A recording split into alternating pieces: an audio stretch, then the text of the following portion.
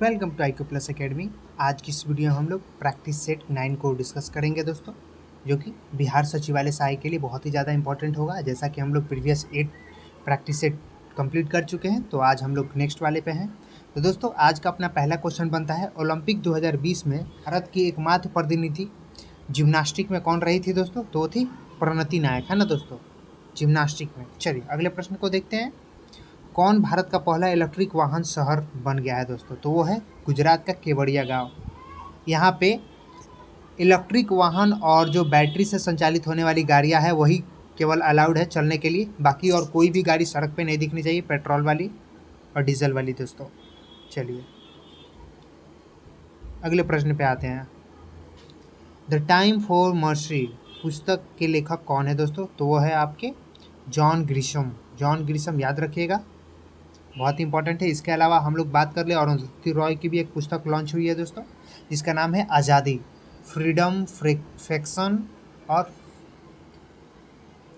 फैक्सिज्म, है ना, याद रखिएगा। इसके अलावा जय शेट्टी की एक पुस्तक है थिंक लाइक ए मॉन्क, और ब्रैडन टेलर की भी एक पुस्तक है रियल लाइफ। तो ये तीनों आपको याद रखनी है, चारों के चारों हो जाएंगी, इंपॉर्टेंट बनती है। किस देश ने नूर अली मतौसी को अपनी पहली महिला अंतरिक्ष यात्री के रूप में नामित किया है दोस्तों? तो ये यूएई है, याद रखिएगा, यूएई। इसने अपने देश से पहली महिला अंतरिक्ष यात्री का नाम उजागर किया है दोस्तों, है ना। चलिए अगला प्रश्न देखते हैं दोस्तों। किस देश ने भारत के प्रधानमंत्री मोदी की लीजन ऑफ मेरिट पुरस्कार से सम्मानित करने की घोषणा करी है? तो दोस्तों वो है अमेरिका, याद रखिएगा। कौन है? अमेरिका। अमेरिका ने एक्चुअली सम्मानित करने की घोषणा करी है मोदी जी को। चलिए किस राज्य के चाकहाओ अर्थात काले चावल को भौगोलिक संकेत का टैग दिया गया है? किस राज्य के ब्लैक राइस को भौगोलिक संकेत यानी कि जीआई जियोग्राफिकल आइडेंटिफिकेशन का टैग दिया गया है दोस्तों? तो वो है आपका मणिपुर का, है ना। राइट आंसर ऑप्शन डी हो जाएगा। नेक्स्ट, हाल ही में किस राज्य सरकार ने भूमिहीन किसानों को फसल ऋण देने हेतु बलराम योजना की शुरुआत करी है? बलराम योजना किस राज्य का है दोस्तों? तो ये उड़ीसा का है, याद रखिएगा। तो ऑप्शन सी इसका राइट आंसर हो जाएगा दोस्तों। अगला प्रश्न देखते हैं। बिहार में बाल बजट की शुरुआत कब की गई थी? बिहार में बाल बजट की शुरुआत कब की गई थी दोस्तों? तो 2013-14 के सेशन में की गई थी, है ना। चलिए इसके अलावा बिहार में भूमि सुधार से संबंधित सॉफ्टवेयर चक बिहार का निर्माण किसके द्वारा किया गया दोस्तों? चक बिहार का निर्माण, तो चक बिहार का निर्माण दोस्तों IIT रुकड़ी के द्वारा किया गया है ना। राइट आंसर ऑप्शन डी हो जानी है। अगला प्रश्न देखते हैं। कौन सा देश ICC महिला T20 विश्व कप 2023 की मेजबानी करेगा? तो कौन सा देश करेगा दोस्तों? तो ये दक्षिण अफ्रीका इसकी मेजबानी करने वाला है। राइट आंसर ऑप्शन डी हो जाएगा दोस्तों। नेक्स्ट, किस पंचवर्षीय योजना में मानव संसाधन के विकास को सर्वोच्च प्राथमिकता दी गई है? तो दोस्तों किस पंचवर्षीय योजना को? तो ये 8वीं पंचवर्षीय योजना थी दोस्तों, याद रखिएगा। चलिए, जब सकल घरेलू उत्पाद में से उत्पाद की प्रक्रिया में प्रयुक्त मशीन और पूंजी के मूल्य में आई कमी को घटा दिया जाए तो इसे क्या कहते हैं एक्चुअली में? तो इसको NDP कहते हैं दोस्तों, है ना। NDP कहते हैं, निवल राष्ट्रीय उत्पाद। थोड़ा सा इसके बारे में देख लेते हैं दोस्तों। जब सकल घरेलू उत्पाद में से उत्पाद की प्रक्रिया में प्रयुक्त मशीन और पूंजी के मूल्य में कमी जो आती है उसको अगर घटा दिया जाए तो इसे निवल घरेलू उत्पाद कहा जाता है दोस्तों। सीधा सीधा डिफिनीशन है, याद रखनी है। ऑप्शन 20 का राइट आंसर हो जाएगा। चलिए अगले प्रश्न पे आते हैं। निम्न में से कौन सा मुद्रास्फीति तथा बेरोजगारी के संबंधों को दर्शाता है दोस्तों? तो ये फिलिप्स वर्क है।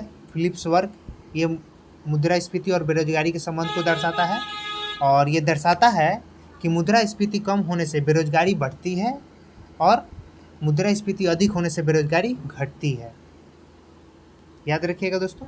चलिए तो इसका राइट आंसर फिलिप्स वक्र हो जाएगा, है ना दोस्तों, याद रखिएगा। ऑप्शन ए इसका राइट आंसर हो जाना है। चलिए, न्यायपूर्ण वितरण तथा समानता के साथ विकास किस पंचवर्षीय योजना की सर्वोच्च प्राथमिकता थी? तो दोस्तों किस पंचवर्षीय योजना की ये थी सर्वोच्च प्राथमिकता? तो ये 9वीं पंचवर्षीय योजना की थी दोस्तों, है ना। 1997 से 2002 तक का सेशन था, है ना, जिसकी सर्वोच्च प्राथमिकता न्यायपूर्ण वितरण तथा समान के साथ विकास था। याद रखिएगा दोस्तों। राइट आंसर ऑप्शन बी हो जानी है। किसी द्रव्य की वाष्पन दर क्या होती है? क्या होती है दोस्तों? तो किसी द्रव्य की वाष्पन दर द्रव्य के तापमान पर भी निर्भर करती है, द्रव्य चारों ओर की वायु के तापमान पर भी निर्भर करती है, द्रव्य की सतह के क्षेत्रफल पर निर्भर करती है और सभी पर। तो एक्चुअली ये सभी पे निर्भर करती है दोस्तों। तीनों के तीनों ही इसके राइट आंसर हो जाएंगे। तो ऑप्शन डी इसका राइट आंसर हो जाएगा दोस्तों। अगला प्रश्न देखते हैं। सौर मंडल का हीलियोस्टिक मॉडल सर्वप्रथम किसके द्वारा प्रस्तुत किया गया था? तो दोस्तों ये निकोलस कॉपरनिकस के द्वारा प्रस्तुत किया गया था दोस्तों, है ना। इन्हीं के द्वारा ये सबसे पहले प्रस्तुत किया गया था। और इनका एक सिद्धांत भी था दोस्तों, जिसमें इन्होंने बताया था कि सूर्य जो है ब्रह्मांड के केंद्र पर है और ग्रह इनकी परिक्रमा करती है, अर्थात इन्होंने सूर्य को ब्रह्मांड का केंद्र बताया था एक्चुअली में। तो इसका तो राइट आंसर ऑप्शन डी हो जाना है। चलिए अगला प्रश्न देखते हैं दोस्तों। निम्नलिखित में से कौन सा ग्रह मानव द्वारा खोजा गया प्रथम ग्रह है? तो दोस्तों यूरेनस मानव द्वारा खोजा गया प्रथम ग्रह है दोस्तों, है ना।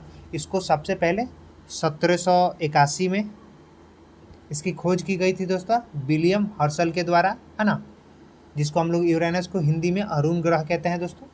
और ये सूर्योदय पश्चिम की ओर और सूर्यास्त पूरब की ओर होता है इस ग्रह पर। याद रखिएगा दोस्तों। चलिए तो ऑप्शन तो आपको पता चल गया होगा। चलिए अगले प्रश्न को देखते हैं दोस्तों। द्रव्य अवस्था में परिवर्तित हुए बिना अवस्था से सीधे गैस अवस्था में बदलने की प्रक्रिया को क्या कहते हैं दोस्तों?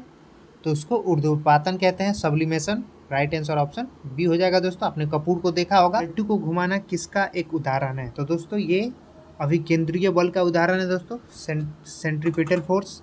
राइट आंसर ऑप्शन ए हो जाएगा। किसी अभिक्रिया में भाग लेने वाले पदार्थ क्या कहलाते हैं? तो दोस्तों किसी अभिक्रिया में भाग लेने वाले पदार्थ अभिकारक कहलाते हैं दोस्तों। राइट आंसर ऑप्शन बी हो जाएगा। वास्तविक वस्तु का हमेशा सीधा प्रतिबिंब बनाने वाला दर्पण कौन सा होता है दोस्तों? तो वो समतल और उत्तल दोनों होता है। याद रखिएगा, समतल और उत्तल दोनों होता है। ऑप्शन डी इसका राइट आंसर हो जाएगा दोस्तों। कोहरा के समय हम लोग किसके कारण देख नहीं पाते हैं? तो किसके कारण नहीं देख पाते दोस्तों? तो प्रकाश का परिकिरणन होता है दोस्तों, है ना। जब प्रकाश किसी माध्यम से गुजरती है तो जिसमें अगर धूल और सूक्ष्म कण मौजूद होते हैं तो उसके द्वारा प्रकाश का क्या होता है, सभी दिशाओं में प्रसारित हो जाती है, प्रकाश फैल जाती है सभी दिशाओं में, स्कैटर्ड कर जाते हैं ना। और इसी परिघटन को तो प्रकाश का परिकिरण कहते हैं हम एक्चुअली में। और इस प्रक्रिया में क्या होता है, प्रकाश का अवशोषण और पुनः उत्सर्जन होता है, जिससे कोहरे के समय हम नहीं देख पाते हैं एक्चुअली में। तो याद रहेगी। चलिए पौधे का कौन सा हिस्सा पानी और खनिज के परिवहन के लिए सक्षम बनता है? तो जाइलम जानते हैं दोस्तों, जाइलम जल पानी, है ना। और फ्लोएम फल fruits.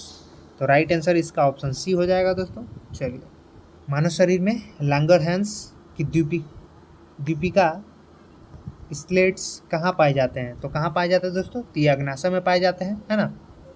Right answer option B हो जाएगा दोस्तों। चलिए इसमें से किस योगदान के लिए एडवर्ड जेनर प्रसिद्ध हैं?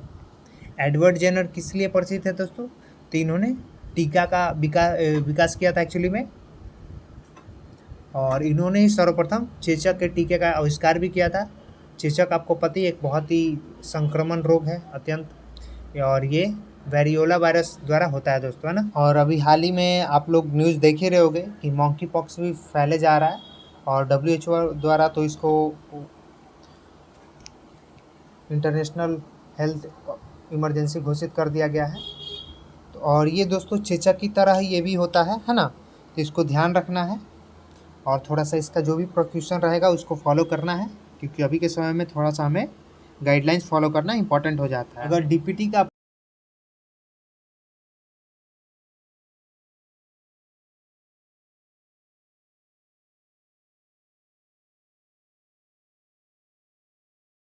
पुट्सिस को, और एक टेटनस है।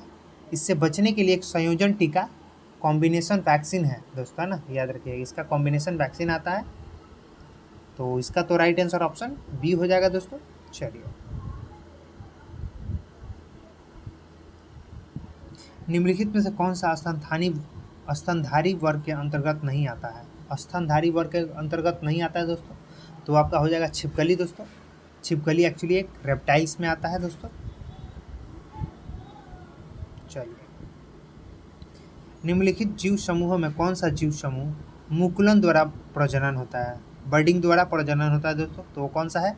सिलेंट्रेटा है, सिलेंट्रेटा, जिसको हम लोग निडेरिया वर्ग भी कहते हैं दोस्तों। ये जीव मुकुलन द्वारा प्रजनन करते हैं, जैसे आपका मूंगा हो गया, हाइड्रा हो गया, स्पंज हो गया आदि, है ना। चलिए, राइट आंसर ये हो जाएगा दोस्तों। मानव के कुल रक्त आयतन में प्लाज्मा का प्रतिशत लगभग कितना होता है दोस्तों? तो लगभग 55% होता है दोस्तों प्लाज्मा। एक स्वस्थ मानव के शरीर में 5 से 6 लीटर रक्त होता है दोस्तों, है ना, याद रखिएगा 5 से 6 लीटर,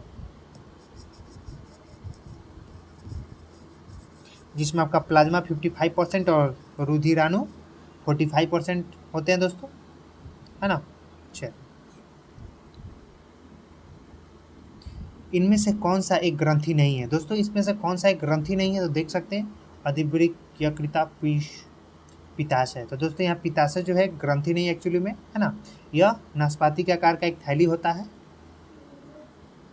याद रखिएगा। और इसमें क्या होता है दोस्तों? तो यकृत से निकलने वाला पित्त इसमें क्या होता है? जमा होता है, स्टोर होता है एक्चुअली में, है ना। तो पित्ताशय हो जाएगा इसका राइट आंसर। चलिए, गॉल ब्लैडर, रक्त क्षीणता, एनीमिया की स्थिति किसके वजह से उत्पन्न होती है? एनीमिया की स्थिति किसके वजह से उत्पन्न होती है दोस्तों? तो ये आरबीसी की कमी से उत्पन्न होती है दोस्तों, आरबीसी की कमी से। तो राइट आंसर ऑप्शन बी हो जाएगा। चलिए, अब यहाँ कुछ मैथ के प्रश्न हैं रीजनिंग के, तो आप देख सकते हैं दोस्तों, प्रैक्टिस के क्वेश्चन में हम दे देंगे, आप उसको देख लेंगे।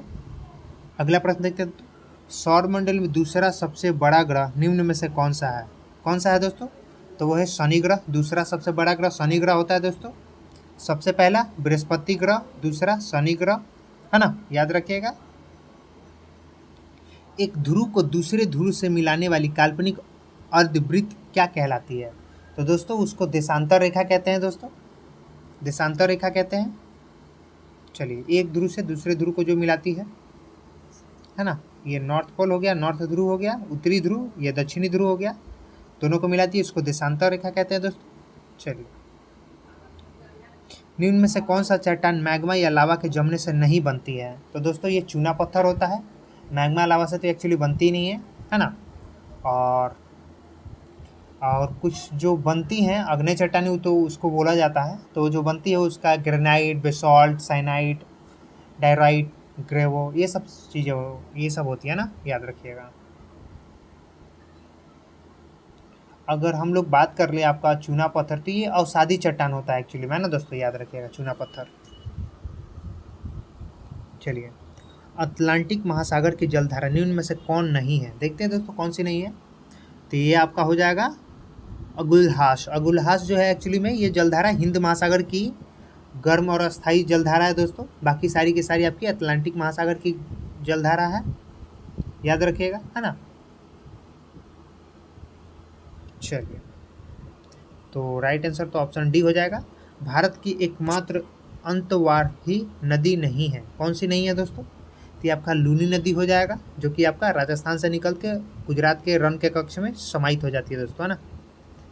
चलिए, चुलिया जलप्रपात किस नदी पर स्थित है दोस्तों? चुलिया जलप्रपात, तो ये चुलिया जलप्रपात जो है दोस्तों वो चंबल नदी पर स्थित है दोस्तों, चंबल नदी, है ना। और तो राइट आंसर इसका ऑप्शन ए हो जाएगा दोस्तों। अगला प्रश्न देखते हैं, अमृत क्रांति निम्न में से किससे संबंधित है? अमृत क्रांति दोस्तों किससे संबंधित है दोस्तों? तो ये आपका नदी जोड़ो परियोजना से संबंधित है अमृत क्रांति। और इसके अलावा अगर हम लोग बात कर ले आपकी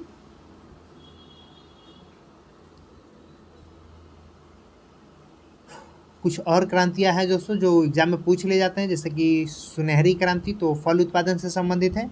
बादामी क्रांति तो मसाला उत्पादन से संबंधित है दोस्तों। और एक स्वर्ण क्रांति होती है, वो जो स्वर्ण क्रांति है वो बागवानी से संबंधित है दोस्तों, है ना, याद रखिएगा।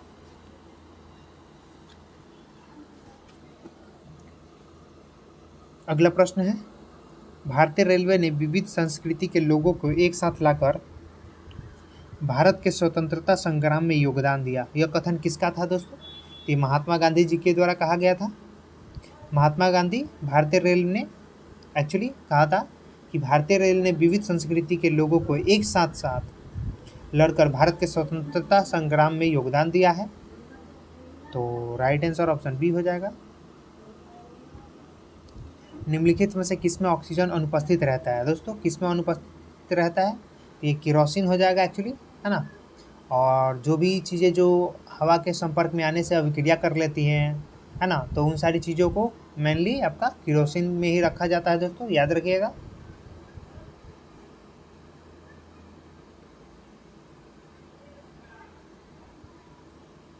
चलिए, राइट आंसर ऑप्शन डी हो जाएगा, सी हो जाएगा दोस्तों, सॉरी ए हो जाएगा दोस्तों। राइट आंसर ऑप्शन ए हो जाएगा दोस्तों। चलिए, निम्नलिखित में से किसे हंसने वाली गैस कहा जाता है दोस्तों? तो ये नाइट्रस ऑक्साइड होता है, नाइट्रस ऑक्साइड N2O, है ना। N2O को हंसने वाली गैस कहा जाता है दोस्तों। राइट आंसर ऑप्शन ए हो जाएगा। अगला प्रश्न, आधुनिक रसायन शास्त्र का जनक किसे कहा जाता है दोस्तों? तो ये लेवोजियर हैं, लेवोजियर को कहा जाता है दोस्तों आधुनिक रसायन शास्त्र का पिता, जनक, है ना। और इन्होंने ही ज्वलनशीलता में ऑक्सीजन की भूमिका की खोज करी थी दोस्तों, विशेष रूप से ये प्रख्यात है उसी की वजह से, है ना। और उन्होंने ही रासायनिक तत्वों के नाम रखने की पद्धति को शुरू करी थी। चलिए, निम्नलिखित में से कौन सबसे भारी धातु है दोस्तों? तो यहाँ पे प्लेटिनम हो जाएगा सबसे भारी धातु, क्योंकि इसका घनत्व तो सबसे अधिक होता है ऑप्शन के अकॉर्डिंग, है ना। सबसे ज़्यादा घनत्व इसी का होता है दोस्तों। तो प्लेटिनम डी इसका राइट आंसर हो जाएगा। इसके घनत्व की बात कर ली जाए तो 21.95 हो जाता है दोस्तों। बाकी ऑस्मियम भी आ जाता है, लेकिन ऑस्मियम ऑप्शन में है नहीं एक्चुअल। कार की बैटरी में प्रयोग होने वाला अम्ल का नाम क्या है दोस्तों? तो वो होता है सल्फ्यूरिक अम्ल दोस्तों, सल्फ्यूरिक अम्ल। राइट आंसर ऑप्शन बी हो जाएगा, है ना, H2SO4, याद रखिएगा।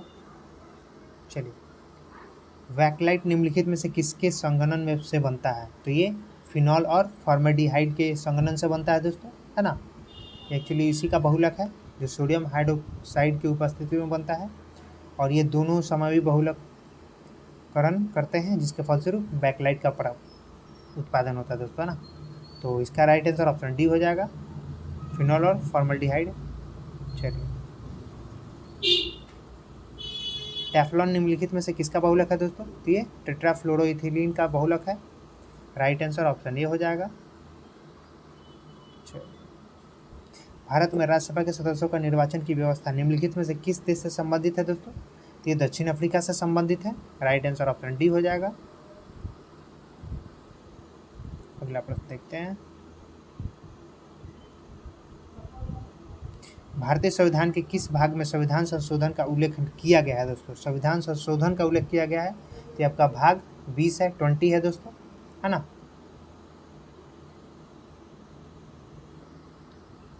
तो राइट आंसर ऑप्शन सी हो जाएगा दोस्तों। इसके अलावा अगर मैं बात करूँ, भाग देख लेते पहले ऑप्शन के अकॉर्डिंग। भाग 17 की बात की जाए तो जिसमें राजभाषा है, आपात उपबंध है आपका 18 में, 20 में आपको पता चल चुका है संविधान का संशोधन है दोस्तों। वही अगर 22 की बात की जाए तो इसमें संक्षिप्त नाम हिंदू में प्राधिकृति पाठ और निरसन का उल्लेख है दोस्तों। चलिए, अंतर्राज्यीय परिषद इंटर स्टेट काउंसिल के गठन का प्रावधान भारतीय संविधान के किस अनुच्छेद में वर्णित है दोस्तों? तो अनुच्छेद 263 में वर्णित है। राइट आंसर इसका ऑप्शन बी हो जाएगा। चलिए, निम्नलिखित में से किस राज्य में 4 स्तरीय पंचायती राज व्यवस्था है दोस्तों? तो ये पश्चिम बंगाल में है, 4 स्तरीय। चलिए, राष्ट्रपति के उम्मीदवार के लिए क्या आवश्यक नहीं है एक्चुअली में? तो ये दोस्तों पढ़ा लिखा हो, ये आवश्यक नहीं होता है। बाकी सारी चीज़ें आवश्यक है, देख लीजिए। बस पढ़ा लिखा हो ये आवश्यक नहीं है। क्या चीज़ है ये? भारतीय संविधान के आर्टिकल 58 का 1 में राष्ट्रपति निर्वाचन होने का जो भी मतलब रखी गई है शर्तें, वो उसका उल्लेख है दोस्तों। और इसके अकॉर्डिंग भारत का नागरिक होना चाहिए, 35 वर्ष की आयु पूरा कर चुका हो और लोकसभा का सदस्य निर्वाचित होने के लिए योग्य हो, जबकि उम्मीदवार का पढ़ा लिखा हो कभी भी फ़र्क नहीं पड़ता है, पढ़ा हो लिखा हो कि नहीं। तो ये सारी चीज़ें अपने ही देश में है केवल। अब भारत सरकार को कानूनी विषयों पर कौन परामर्श देता है? तो दोस्तों भारत सरकार को कानूनी विषयों पर अटॉर्नी जनरल देते हैं दोस्तों। राइट आंसर ऑप्शन ए हो जाएगा। किस संविधान संशोधन द्वारा लोकसभा में सदस्यों की संख्या 525 से बढ़ाकर 545 कर दी गई थी? तो दोस्तों ये 31वां संविधान संशोधन 1973 की बात है ना। उसी समय में लोकसभा में राज्यों के प्रतिनिधि की अधिकतम संख्या 500 से बढ़ाकर 525 की गई थी और केंद्र शासित प्रदेशों से सदस्यों की अधिकतम संख्या 25 से घटाकर 20 कर दी गई थी। और ठीक उसी प्रकार लोकसभा में कुल सदस्यों की अधिकतम संख्या 525 से बढ़ाकर 545 कर दी गई थी दोस्तों, है ना, याद रखिएगा। चलिए अगला प्रश्न है, राज्य की विधानसभा के 17वां का आदेश किसके द्वारा दिया जाता है? तो दोस्तों ये राज्यपाल के द्वारा दिया जाता है राज्य की विधानसभा के 17वां का आदेश। तो राइट आंसर ऑप्शन सी हो जाएगा दोस्तों। ये आर्टिकल 174 के 2 के तहत मिलता है दोस्तों, याद रखिएगा, आर्टिकल भी पूछ ले सकते हैं। विष्णु पुराण निम्नलिखित में से किस वंश से संबंधित है दोस्तों? तो विष्णु पुराण जो है वो दोस्तों मौर्य वंश से संबंधित है, जबकि आपका आंध्र सातवाहन जो है वो मृत्स्य पुराण और गुप्त वंश से वायु पुराण संबंधित है दोस्तों।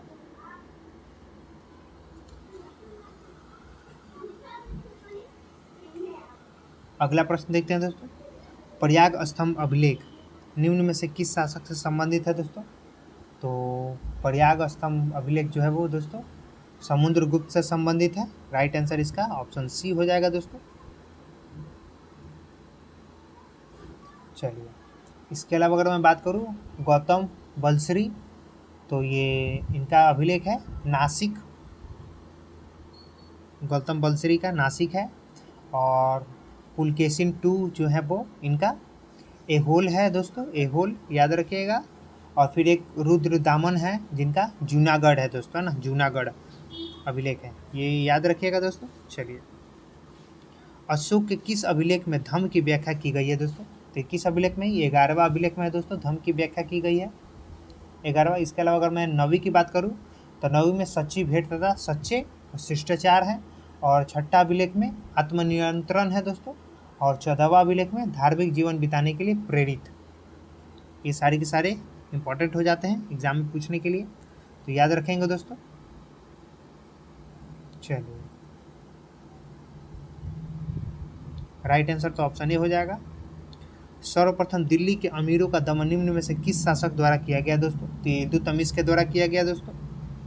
राइट आंसर ऑप्शन बी हो जाएगा।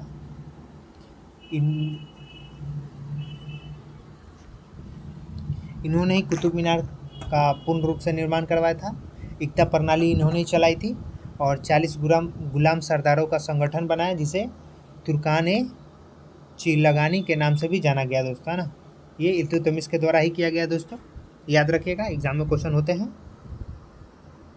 अगला प्रश्न है, निकोलो कोंटी निम्न में से किस शासक के समय विजयनगर आया था? तो ये दोस्तों देवराय प्रथम के समय आया था दोस्तों, देवराय प्रथम के समय। राइट आंसर ऑप्शन ये हो जाएगा। इसके अलावा अगर मैं बात करूं कृष्णदेव राय के समय कौन आया था? तो डोमिंग पायस आया था। फिर देवराय द्वितीय जो आए थे दोस्तों अब्दुल रज्जाक के समय आए थे, याद रखिएगा, है ना। और ये आपके हो जाते हैं अच्युत राय, ये नुनीज के समय आए थे दोस्तों। चलिए अकबर द्वारा इलाही संवत की शुरुआत कब की गई थी दोस्तों? तो ये आपका अकबर द्वारा इलाही संवत की शुरुआत कब की गई थी दोस्तों? तो 1583 में की गई थी, 1583 में दोस्तों। इसका राइट आंसर ऑप्शन ए हो जाएगा। यहाँ एक्चुअली जो यात्री थे वो नुनीज थे दोस्तों, और ये उस समय के शासक थे अच्युत राय, है ना, याद रखिएगा दोस्तों। द्वितीय आंग्ल मैसूर युद्ध के समय भारत का गवर्नर जनरल कौन था दोस्तों? द्वितीय आंग्ल मैसूर युद्ध के समय तो उस समय वॉरेन हेस्टिंग्स हुआ करते थे, क्योंकि इनका कार्यकाल 1780 से 84 था, है ना। और 1784 में इन्होंने मंगलोर की संधि द्वारा युद्ध को समाप्त किया था, उससे जो हैदर अली के बेटे टीपू सुल्तान से दोस्तों।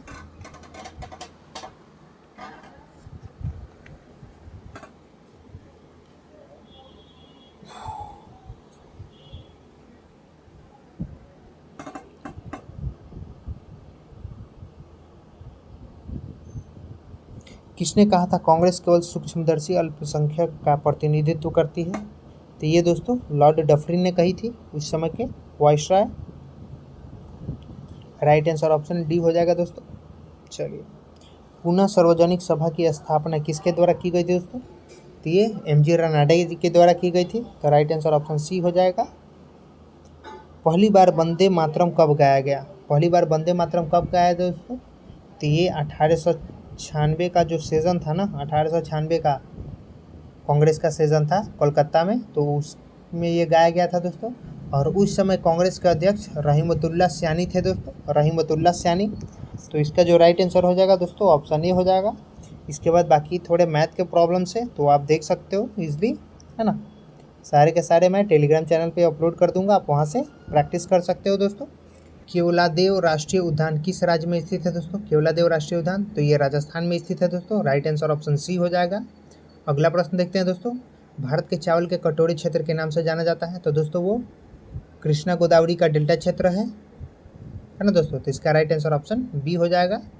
और ये नवीन जलोढ़ मिट्टी लेकर आती है दोस्तों, उपजाती है, मतलब उसका निर्माण करती है एक्चुअली में हर एक साल, जिसके वजह से आपको पता ही है वहाँ पे उपजाऊ मिट्टी बहुत ज़्यादा हो जाती है, क्योंकि नवीन जलोढ़ मिट्टी बहुत ज़्यादा उपजाऊ होती है दोस्तों।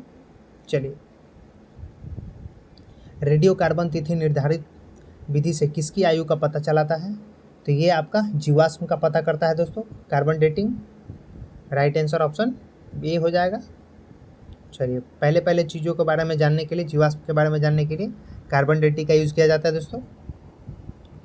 चलिए, विश्व जल संरक्षण दिवस कब मनाया जाता है दोस्तों? तो ये 22 मार्च को मनाया जाता है। राइट आंसर ऑप्शन सी हो जाएगा। अगला प्रश्न है, पीने के पानी को शुद्ध करने के निम्नलिखित गैसों में से किसे प्रयोग में लाया जाता है दोस्तों? तो ये क्लोरीन को प्रयोग में लाया जाता है। ऑप्शन बी इसका राइट आंसर हो जाएगा दोस्तों। चलिए, अगला प्रश्न है, विश्व व्यापार संगठन का मुख्यालय कहाँ स्थित है दोस्तों? तो विश्व व्यापार संगठन का मुख्यालय जेनेवा में स्थित है, जो स्विट्जरलैंड में पड़ता है दोस्तों। और इसकी स्थापना 1995 में है। द्वितीय विश्व युद्ध के बाद एक बनाए गए संगठन थे, जिसका नाम था GATT। इसी के स्थान पे किया गया था दोस्तों, है ना, याद रखिएगा। चलिए, विश्व विरासत दिवस कब मनाया जाता है? विश्व विरासत दिवस 18 अप्रैल को मनाया जाता है दोस्तों। राइट आंसर ऑप्शन सी हो जाएगा। एयर फोर्स एकेडमी भारत में कहाँ स्थित है दोस्तों? एयर फोर्स एकेडमी ये हैदराबाद में स्थित है दोस्तों। राइट आंसर ऑप्शन सी हो जाएगा। राष्ट्रीय सुरक्षा guard NSG national security guard की स्थापना कब की गई थी दोस्तों? तो इसकी स्थापना 1984 में की गई थी दोस्तों, 1984 में। राइट आंसर ऑप्शन बी हो जाएगा दोस्तों। इसके अलावा 1948 में राष्ट्रीय कैडर कोड की स्थापना की गई थी, और BSF की स्थापना 1965 में की गई थी दोस्तों। और 2010 में राष्ट्रीय हरित प्राधिकरण की शुरुआत की गई थी दोस्तों, की स्थापना की गई थी एक्चुअली में। चलिए, अगला प्रश्न देखते हैं दोस्तों। विजय घाट, अभय घाट, चैत्रा भूमि, कर्म भूमि, ये हमें मिलान करना है दोस्तों। देख लेते हैं। विजय घाट लाल बहादुर शास्त्री, आपको पता ही होगा, तो इसका राइट आंसर ऑप्शन सी हो जानी है। देखते हैं ऑप्शन में 1 का सी कौन है, तो ऑप्शन डी इसका राइट आंसर हो जाएगा दोस्तों, आप देख सकते हैं। तो इस पर हम लोग पूरा ऑप्शन पे जाने की ज़रूरत नहीं है, जब सब कुछ एक तरह ना हो तो। चलिए दोस्तों, बाकी मैथ के ही प्रॉब्लम्स है, इजीली आप कर सकते हो, है ना। तो दोस्तों, आपको ये वीडियो कैसा लगा आप हमें कमेंट में बताएंगे, और इसके PDF के लिए आप हमारे चैनल को ज्वाइन कर सकते हैं दोस्तों, टेलीग्राम चैनल को। तो दोस्तों, मिलते हैं अगली वीडियो में, तब तक के लिए जय हिंद।